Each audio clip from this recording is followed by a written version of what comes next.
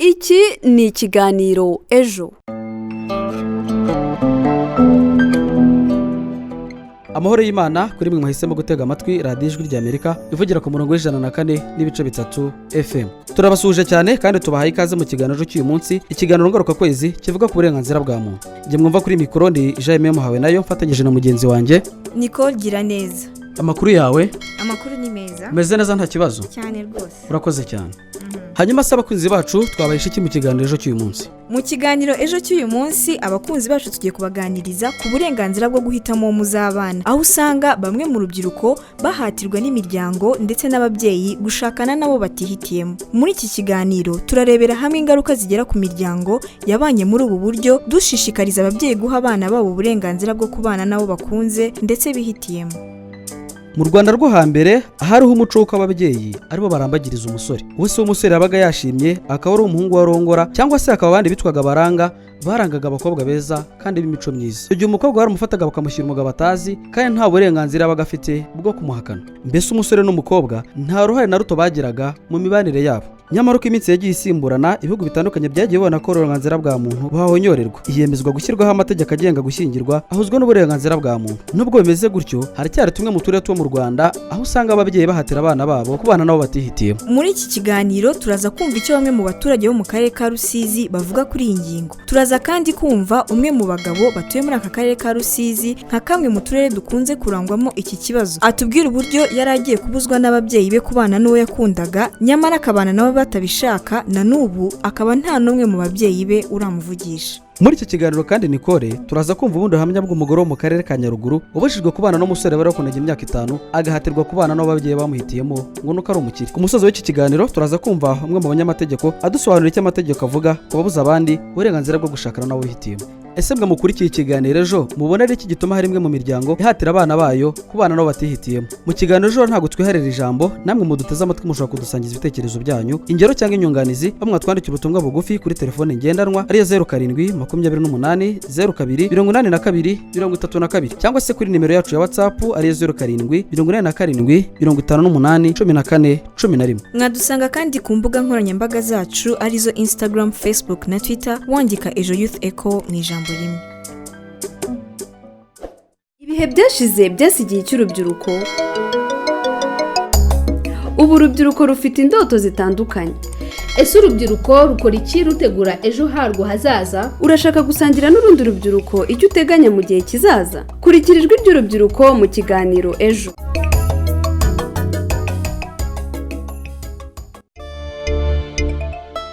Nikora mbere yuko dukomeza n'ikiganiro cy'uyu munsi, reka tubanze twakire mugenzi wacu w'Icyaza Christera atugezeho bimwe mu bitekerezo abakunzi bacu baba baratugejejeho mu biganiro byatambutse byibanda ku burenganzira bwa muntu.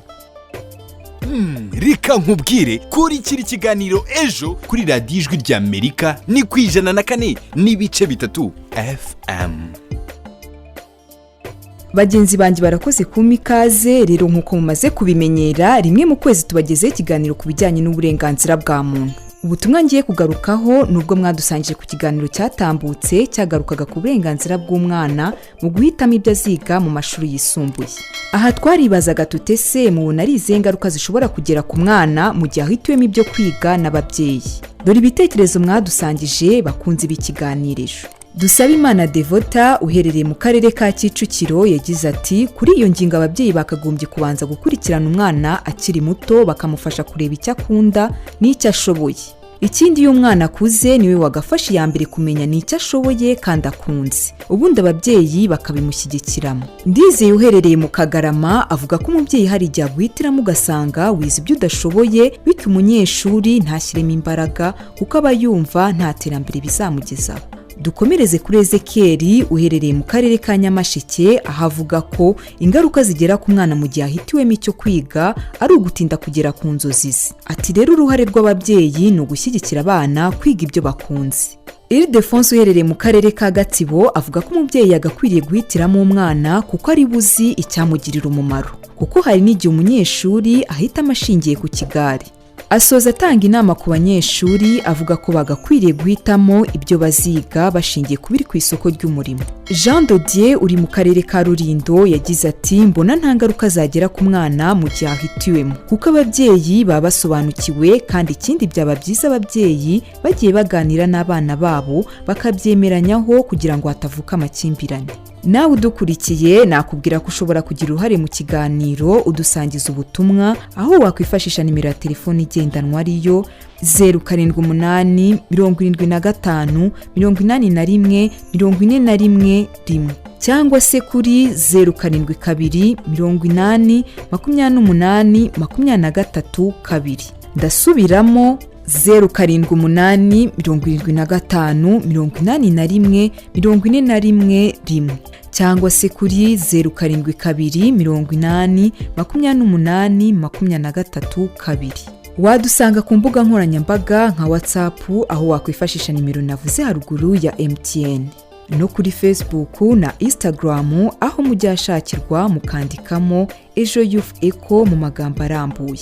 Dukomeza n'ubutumwa bwa none, Adelphina wavuga ko nta mubyeyi ukwiriye gushyira education mu biganza by'umwana. Ati kuko abana baratandukanye byaterwa n'uwo mwana uko ameze. Uwumuremyi Alexis avuga ko abana bakagombye kwihitiramo ibyo baziga bumva bashoboye. Ati kuko iyo ubwiye umwana kwiga ibyo wowe nk'umubyeyi ushaka, umwana byiga yumva ari nk'umuzigo kurenza uko yumva ko byazamugirira akamaro mu buzima bwe. Valentine uherereye mu Gasyata avuga ko abana basigaye bashaka kwiga ibyoroshye atari nayo mpamvu umwana akwiriye guhitirwamo ariko ukanamuganiriza ku buryo mu byumvikanaho. Reka miniraha bagenzi banjye bakomeze n'ikiganiro naho ubutumwa mukomeze mu bwohereze turakomeza tubwakire. Kurikira ijwi ry'urubyiruko mu kiganiro Ejo. Urakoze cyane Christella kongera kudusubiza umwanya w'ijambo no kubw'ibitekerezo wakusanyije. Reka noneho dutangirira ikiganiro mu karere ka Rusizi aho bamwe mu baturage bo mu murenge wa Gihundwe mu kagari ka Burunga badusangije ibitekerezo bitandukanye ku nsanganyamatsiko turi kuganiraho kuri uyu munsi. Reka tubumve turagaruka mu kanya. tuvuge nk'umukobwa ashobora kuba aturuka mu muryango ukize, umusore aturuka mu muryango ukennye, ariko mu cyo gihe iwabo umukobwa bifuza yuko bagira umukwe ufite amafaranga. Akenshi njye mbona biterwa n'imyumvire mibi hakwita myiza y'ababyeyi. Hari igihe urugo ruba rufite ubushobozi habonekamo umwana w'umukobwa akaba yakundana n'umwana w'umusore wo mu rugo rukennye ruciriritse, abo babyeyi bakumva ko uwo musore atababera umukwe. Nanone kandi mbona biterwa hari n'abantu bagifite ku mitima yabo ibintu bijyanye nimba nabyita ingengabitekerezo, nubwo ataba bitungura ku munwa ariko ku mutima bimurimo. Ubwoko, ndavuga ubwoko, kavuga umwana wanjye ntiyarongorwa mu bwoko buriya, ntabwo byanshimisha. Ubyo mbona hagati y'imiryango yombi hari ababashingiye wenda ku butunzi bw'umwe, wenda wabona umusore ari abakera avuga ati kugira ngo natwe batuzamure nuko turi bubahe umukobwa wacu, wenda ugasanga n'uwo mukobwa batarakundanye ariko kubera ko imiryango nyine yabigiyemo ugasanga nyine babanye ku gahato bikaba ngombwa ko baba mu rugo rutishimye. Hari ikintu nacyo kigendanye n'amateka yabaye muri iki gihugu cyacu, aho usanga hari abantu basa nkaho bakiri kwishyiga, bafite imyumvire n'imitekerereze y'uko batajya gushaka cyangwa se batashyira umukobwa cyangwa umuhungu wabo mu wundi muryango badahuje wenda ubwoko. Hari abakifite iyo myumvire n'ibyo bitekerezo bimeze bityo. Wenda hari igihe umukobwa aba aturuka mu rugo wenda rw'abarokore, wenda papa ari pasiteri, umusore akaba wenda ari nk'umusilamu, iwabo bakabona batahindura, bityo nyine wenda umukobwa ashaka kujya ku musore bitewe n'uko bakundanye, ariko hagati y'ubwumvikane bw'ababyeyi ntibabyemeranyweho. Icya mbere hari imiryango mu by'ukuri iba ifite igitsure gikomeye ku bana babo.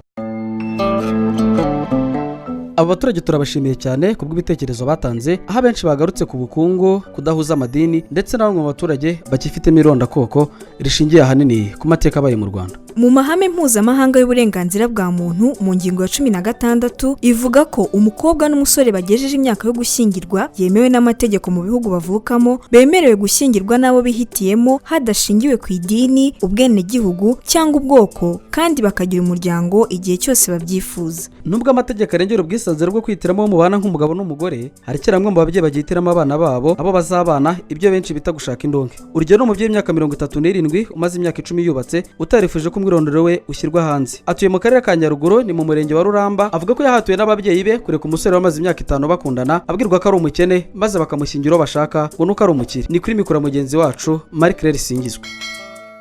Nashyingiwe nari mfite uwo twakundanaga, mbonye nta kundi nabigenza mpfa kugenda kubw'ababyeyi, ariko mu by'ukuri nubwo namusanze mba ndeba tutabanye neza, tuba dushwana kenshi, akanyibutsa byinshi nkumva simukunze, nkanicuza cyane, ariko nta kundi nabonaga nabigenza. Ndumva ari inzira ndende wanyuzemo muri urwo rukundo rwawe bikarangira utanabanye n'uwo wakundaga. Ese ibyo ngibyo byose ni izihe ngaruka byagizeho? Ingaruka byangizeho nuko haba hari abenshi bavuze ko mu by'ukuri nsanze uwo mugabo kubw'imitungo afite, mbese nanze wa wundi kubwo ari umukene, ariko mu by'ukuri ntanjye ntago byari njyewe, byari ababyeyi, byaturutse ku babyeyi banjye, kuko bo babonaga ko ari umukene, ngo ntacyo afite, ngo yazamfata nabi, ubwo rero bahitamo ngo kuba umuhungu, ariko mu by'ukuri mba ndeba nabwo nubwo nagiye mu mitungo ariko ntayibayemo neza, mba ndeba nta nikimariye.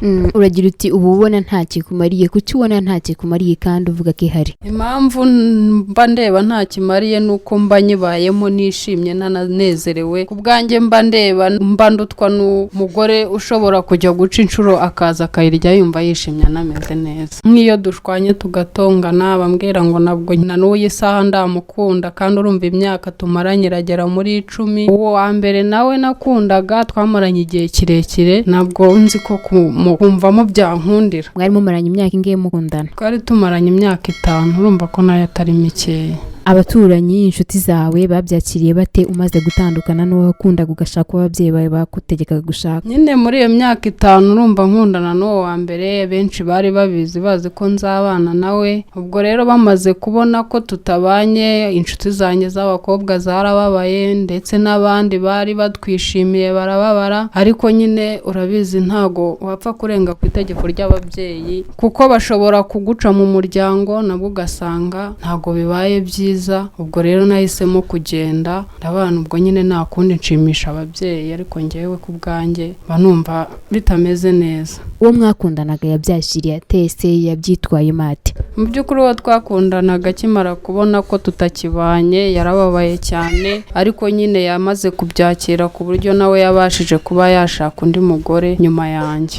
Turagana ku musozo, agira ijambo rimwe ubwira umubyeyi wawe ukiri ndetse n'abandi babyeyi muri rusange bagihatira abana babo gushaka. Nubwo umubyeyi wanjye agerageza kunyumvisha ko ibyo yakoze byari bikwiye kandi byakagombye kubaho, ariko nyine inama nabwira abandi basigaye nuko bareka abana mu gihe bumvikanye, bagahitamo abo bashaka bakabana, kuko nibyo bibaho umunezero n'ibyishimo.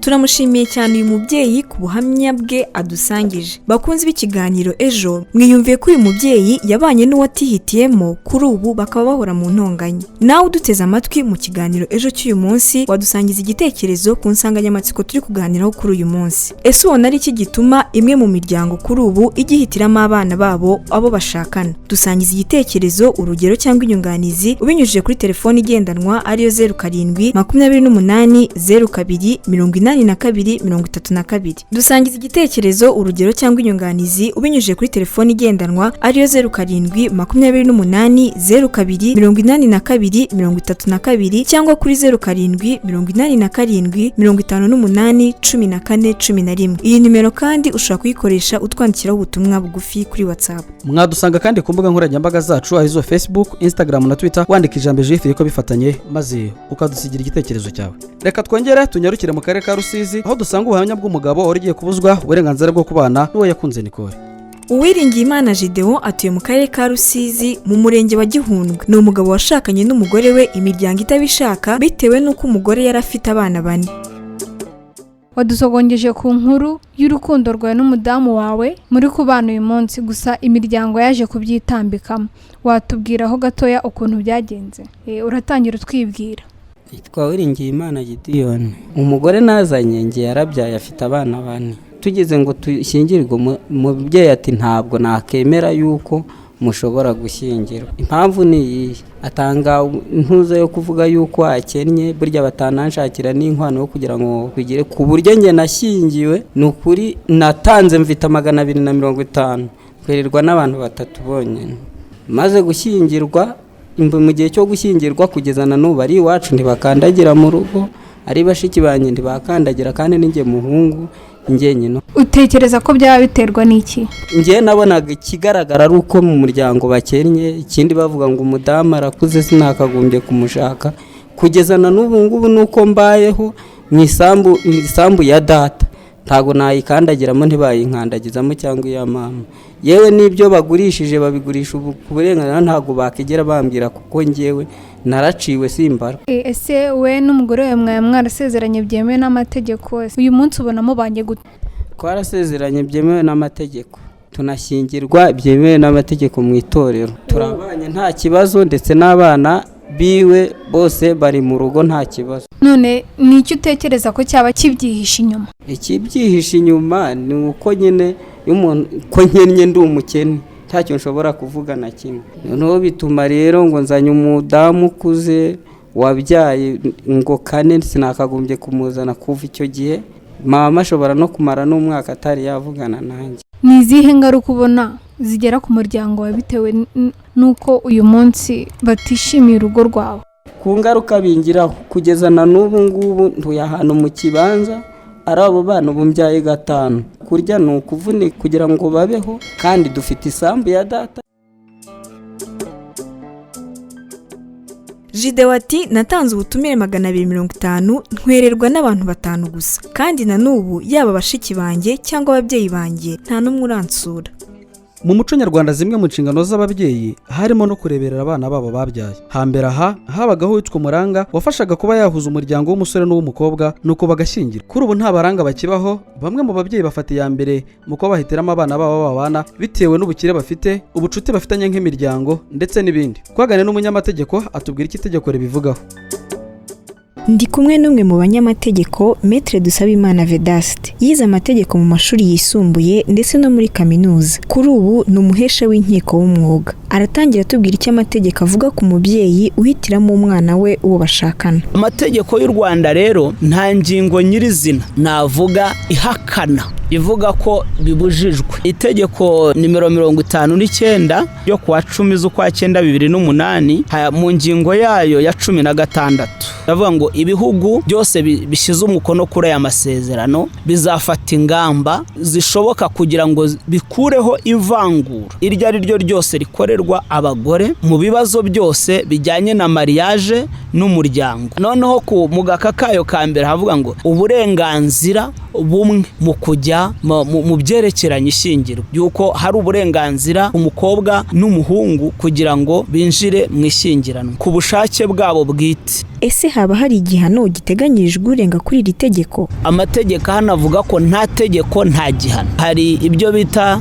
elema 3, kuba hari igikorwa cyakozwe, kuba umuntu yabikoze mu bushake bwe, itegeko ribiteganya. Gishobora kuba ari igikorwa nyine umuntu abona kidakwira ariko kidateganywa n'itegeko, keretse muri icyo gihe bamupusa kugira ngo shaka runaka cyangwa turamwanze agakorerwa ibyo twakita guhozwa ku nkeke. Baramwirukanye mu rugo, wenda hari n'ubundi burenganzira bamuvukije, itegeko rikaba ryahana izo komporutema zakurikiranye nuko kumushaka kumuhitiramo. Kuri ubu mwaba mwakira kese zingana iki ku bijyanye n'ababyeyi bahitiramo abana babo uwo bashakana? Ntabwo nakubwira ngo muri sosiyete nyarwanda ntibihari, birahari. Hari kesi imwe y'umukobwa yaje ahunze se na nyina, yaturukaga mu karere ka Nyamagabe, aza ahunze se na nyina, bashakaga kumushyingira umusore ariko umusore badahuje ukwemera. Uwo mukobwa yamaze amezi 3 atari wabo yarahunze, wavugisha na nyina ngo muganire ukumva nyine arakuka inaba, uwo mwana yarananiye yagize ate wumva ko nyine ari ikibazo umwana yagiriwe ihohoterwa, yaje gusubizwa mu rugo bigiye mu nzego zihagarariye abagore. Izo kese zirari. Ni inama ki mwagira ababyeyi bagihitiramo abana babo bashakana? Nkeka ko ibibazo muri iyi minsi bihari bya divorce bimwe na bimwe byaterwa no kuba umuntu yarabanye n'umuntu abihatiwe. Aba bana bagomba kugirana ibibazo byashoboka, ariko iyo yibutse yuko nubundi yamuje hatamukunda hari undi yakundaga, muri wahita yumva nubundi atari ahantu yagakwiye kuba ari. Kubabarira umuntu udakunda biragoye, ariko kubabarira ukunda biroroshye. arakoze cyane umunyamategeko Vedaste aho agira ati mu gihe cyo gushinga urugo nk'umubyeyi umwana wamugira inama ariko umwanzuro wa nyuma ukaba uwe. Ndakwibutsa ko iyi radiyo ijwi rya Amerika ukomeje gutega amatwi ivugira ku murongo w'104.3 FM, aho turi umwanya w'ikiganiro ejo, ikiganiro mutegurirwa n'umuryango Ejo Youth Echo hagamijwe kwimakaza umuco w'amahoro mu Rwanda no mu karere k'ibiyaga bigari. Nikore wakongera kwibutsa abakunzi bacu icyo turi kuganiraho mu kiganiro cy'uyu munsi. Mu kiganiro cy'uyu munsi turi kuganira ku burenganzira bwo guhitamo muzabana, aho usanga bamwe mu rubyiruko bahatirwa n'imiryango yabo ndetse n'ababyeyi gushyingirwa nabo batihitiyemo. Turi kurebera hamwe ingaruka zigera ku muryango ubana utarakundanye, dushishikariza ababyeyi guha abana babo uburenganzira bwo kubana nabo bakunze kandi bihitiyemo. Ese wowe kuri iki kiganiro ejo muri aka kanya ubona ari iki gituma hari imwe mu miryango igihatira abana babo kubana nabo batihitiyemo? Wadusangiza igitekerezo cyawe, urugero cyangwa inyunganizi, utwandikira ubutumwa bugufi kuri telefone ngendanwa ariyo 0728028232 cyangwa kuri nimero yacu ya WhatsApp ariyo 0787581411. Mwadusanga kandi ku mbuga nkoranyambaga zacu arizo Instagram, Facebook na Twitter, wandika Ejo Youth Echo mu ijambo rimwe. Turagana ku musozo w'ikiganiro cy'uyu munsi aho twaganiraga ku burenganzira bwo guhitamo muzabana, aho usanga hari rumwe mu rubyiruko rukibuzwa ubwo burenganzira, dushishikariza ababyeyi guha abana uburenganzira bwo kubana n'abo bakunze kandi bihitiyemo. Twumvise ibitekerezo bya bamwe mu baturage bo mu karere ka Rusizi, aho abenshi bavuga ko biterwa n'imyumvire yo gushaka ubukire, kudahuza amadini ndetse n'amoko. Twumvise kandi ubuhamya bw'umugabo wo mu karere ka Rusizi wabanye n'umugore umuryango we utashakaga, ntibamutahire ubukwe, na n'ubu akaba nta n'umwe wo mu muryango we wari wageriwe. Twumvise kandi umugore wo mu karere ka Nyaruguru wabujijwe kubana n'umugabo wari bakundanye imyaka 5, akabana n'ababyeyi bamuhitiyemo bashingiye ku bukire, na n'ubu amakimbirane akabahora mu rugo rwabo. Ku musozi w'iki kiganiro twumvise Maître Dusayimana Vedaste agira inama ababyeyi guha abana babo uburenganzira bwo kwifatira umwanzuro w'uwo bazabana. Nawe wari uduteze amatwi muri iki kiganiro, ushobora kudusangiza igitekerezo, urugero cyangwa inyunganizi ubinyujije kuri telefoni igendanwa ariyo 0728028232 cyangwa kuri 0787581811. Iyi nimero kandi ushobora kuyikoresha utwandikiraho ubutumwa bugufi kuri WhatsApp. Wadusanga kandi ku mbuga nkoranyambaga zacu arizo Instagram, Facebook na Twitter, wandika Ejo Youth Echo mu ijambo rimwe. Turabashimiye cyane kuba mwabanye natwe mu kiganiro cy'uyu munsi. Iki kiganiro cyari gihagarariwe na Nijya na Roger, Mizero Crispe yari ku buhanga bw'ibyuma. Naho njye mwumvaga kuri mikoro nitwa Jemye Mahawe nayo, narifatanyije na mugenzi wanjye Nicole Giraneza. Mukomeze munogerwe na gahunda za radiyo ijwi rya Amerika, ikiganiro ejo naho ubutaha.